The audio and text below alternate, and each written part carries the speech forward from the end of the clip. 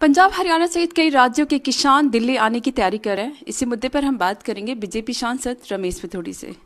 किसान जो हैं दिल्ली आने की तैयारी कर रहे हैं, क्या कहेंगे आप? दिल्ली देश की राजधानी है। दिल्ली कोई भी आ सकता है, किसान भी आ सकते हैं, कोई भी आ सकता है। लेकिन माफ़ी चाहूँगा, किसान अपने काम में लगा हुआ है और मैं पहले भी इस बात को दोहराता रहा था। किसानों के नाम पर इमोशनल कार्ड कुछ लोग खेलते हैं अपनी दुकानें चलाने के लिए। किसान जो छोटा किसान है, 1 एकड़ 2 एकड़ 2.5 एकड़ 2 हेक्टेयर 1 हेक्टेयर ज़मीनें हैं, उनके लिए जो पिछले 10 साल में हो किसान जानता है। लगभग 9.5-10 करोड़ लोगों को किसान सम्मान निधि से उनका लोगों का भार कम कर देना। पिछले 10 साल का इतिहास देखिए आप, जहाँ अखबारों की फ्रंट हेडिंग हुआ करती थी, चैनलों की ब्रेकिंग न्यूज़ हुआ करती थी, किसान आत्महत्या की, पिछले 10 साल में 2 अंकों में भी ऐसी संख्या नहीं मिलेगी किसानों ने कहीं आत्महत्या की है इस बात को, गरीबी को लेकर। और किसानों को 14 रुपये से 22 रुपये गेहूं का दाम कर देना, धान का दाम बढ़ाने, दलहन के 5 टाइम दाम बढ़ा देना। तो किसानों की जो फसल है उनकी कीमतें भी बढ़ाने का पिछले 2.5 साल में 1.5 से और 2 गुना वृद्धि हुई है पिछले 10 साल के अंदर। केवल पार्लियामेंट में बोलकर अपोजिशन की 30,000 किसानों ने आत्महत्या की है। देश तो जानता है ना, किसान तो जानते हैं ना कहाँ आत्महत्या हुई है। तो किसान सेटिस्फाइड है मोदी साहब से। और मध्य प्रदेश से लेकर राजस्थान से लेकर आप कोई छत्तीसगढ़ से लेकर सभी राज्यों के रिजल्ट आपने देखे हैं, वहाँ किसान ही रहते हैं, इंडस्ट्रीज नहीं रहते, व्यापारी नहीं रहते। व्यापारी बम्बई में रहता है, दिल्ली में रहता है, मद्रास में रहता है, कलकत्ता में रहता है, लेकिन गांव में किसान ही रहता है।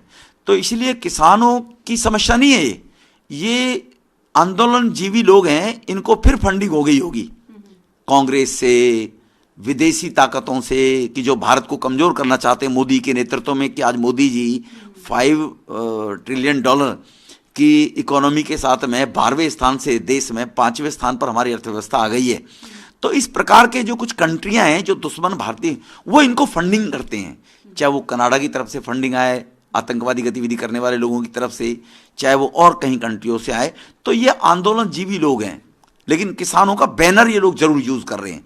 और किसान एक दिन जागृत होगा और इनको किसान ही अपने आप लौटाएगा, देखना आप। तो आप ये कहना चाहते हैं कि ये जो लोग आ रहे हैं आंदोलन करने, ये किसान नहीं है, और जो रियल किसान है वो सेटिस्फाइड है पहले से? बिल्कुल, रियल किसान सेटिस्फाइड है। ये जो आंदोलनकारी आपको मिलेंगे, इनको किसी के पास भी देखना 50 एकड़ 100 एकड़ 200 एकड़ 1000 एकड़ इतने ये लोग मिलेंगे। ये किसान है, फार्मर है ना जी। किसान वो है जो छोटा किसान है, गरीब आदमी है, गांव में गुजारा कर रहे हैं। मैंने फिर दोहरा रहा हूँ, 1.5 हेक्टेयर 1 हेक्टेयर लैंड, इतनी जमीनों पे बंटवारे में परिवारों में छोटी जमीनें रह गई हैं। उनकी सबकी चिंता मोदी जी ने पिछले 10 साल में की है।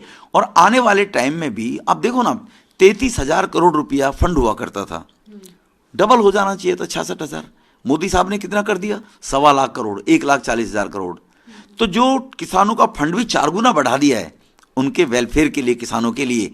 तो मोदी साहब तो गरीब, किसान, महिला, युवा, किसान, मजदूर, मेरे सामने 4 जातियां हैं और कोई जाति नहीं है। तो किसान is also one of them, उन जातियों में से। तो प्रधानमंत्री जी की पहली प्रायोरिटी में, देश की जितनी भी सारी प्रायोरिटी है उनमें 4 में से किसान इज वन ऑफ देम, किसान भी एक है उसमें से जी। 2020 और 21 में काफ़ी लंबा इनका प्रोटेस्ट चला था। तो इस बार दिल्ली पुलिस ने भी ज़बरदस्त तैयारी की है, 3 लेयर की सिक्योरिटी है, बैरिकेड्स लगा दिया है, चारों तरफ से बॉर्डर सील कर दिया है, धारा 144 लागू कर दी गई है। तो काफ़ी दिल्ली पुलिस जो है वो भी बहुत ज़्यादा तैयार है। तो क्या लगता है कि किसान जो है दिल्ली आ पाएंगे? लोकतंत्र में डेमोन्स्ट्रेशन करना, अपनी बात रखना, ये अधिकार सबका है। उन लोगों का भी है जो भी आंदोलनजीवी जो कर रहे हैं, जो किसानों के नाम से कर रहे हैं, उनका भी राइट है, वो भी डेमोन्स्ट्रेशन करेंगे। और कानून व्यवस्था बनाए रखना वो कानून और सरकार और प्रशासन का काम है। तो वो प्रशासन अपनी कानून व्यवस्था के साथ में काम कर रहे हैं जी। और निश्चित रूप से कि ऐसे डेमोन्स्ट्रेशन प्रदर्शन होते हैं तो वो प्रशासन अपना काम करेगा। और ऐसे लोगों को, जो पहले लोगों ने कुछ ऐसी किसानों का चोला पहनकर और भारत की अस्मिता को कलंकित करने का प्रयास किया, लाल किले पर तिरंगे को छेड़ने का प्रयास किया था, तो लोगों ने ही उनको इस बात का जवाब दे दिया है कि ये राष्ट्रभक्त नहीं है, ये किसानों का चोला पहनकर किसानों के नाम से अपनी दुकान चलाने वाले लोग हैं। बहुत बहुत शुक्रिया। तो आपने सुना बीजेपी सांसद रमेश पिथोड़ी को। इस वक्त दिल्ली से कैमरामैन ललन के साथ श्वेता गुप्ता।